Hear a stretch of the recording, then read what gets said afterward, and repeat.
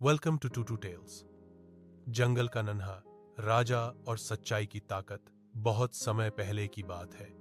दूर दूर तक फैले घने जंगल में ऊंचे ऊंचे पेड़, कल कल करती नदियां और रंग बिरंगे फूल थे।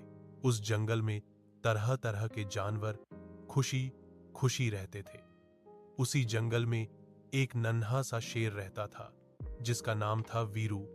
वह शेरों की जाति का था, लेकिन स्वभाव से बहुत ही दयालु और समझदार था।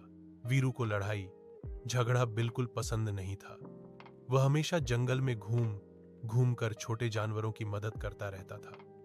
कभी किसी हिरण के बच्चे को रास्ता दिखाता, तो कभी बंदर के बच्चे को पेड़ पर चढ़ने में मदद करता। उसे सबको साथ लेकर चलना अच्छा लगता था। लेकिन कुछ जानवर वीरू का मजाक उड़ाते थे। वे कहते, अरे ये कैसा शेर है जो न दहाड़ता है और न किसी को डराता है। वे सोचते थे कि जो डराता है वही ताकतवर होता है। वीरू इन बातों से दुखी जरूर होता था, लेकिन उसने कभी किसी से बदला नहीं लिया। वह जानता था कि असली ताकत दूसरों को डराने में नहीं, बल्कि सबको सुरक्षित रखने में होती है। एक दिन जंगल में अचानक भयानक आग लग गई।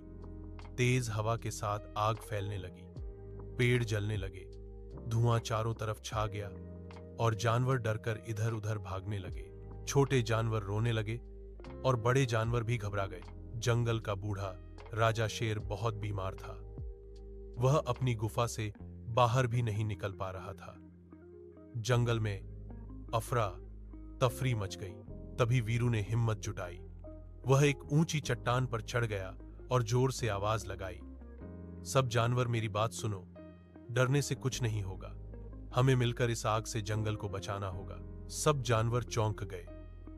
वही वीरू, जिसे वे कमजोर समझते थे, आज सबको रास्ता दिखा रहा था।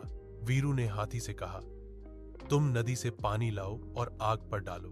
उसने हिरणों से कहा, तुम छोटे जानवरों को सुरक्षित जगह ले जाओ। उसने बंदरों से कहा, तुम पेड़ों से रास्ता दिखाओ और सबको बाहर निकालो। सबने वीरू की बात मानी। थोड़ी ही देर में सब जानवर मिलकर आग बुझाने लगे।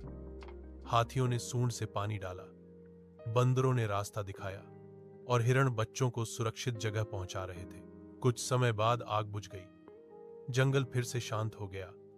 सब जानवर सुरक्षित थे। बूढ़ा राजा शेर अपनी गुफा से बाहर आया। उसने वीरू को गले लगाकर कहा, आज तुमने साबित कर दिया कि असली राजा वही होता है जो सबकी रक्षा करे। सारे जानवरों ने मिलकर वीरू को जंगल का नया राजा बना दिया। वीरू की आंखों में खुशी के आंसू आ गए।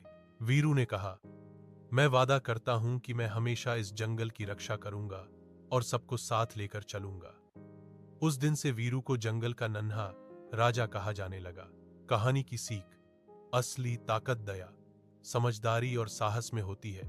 जो सबकी मदद करता है वही सच्चा नेता बनता है।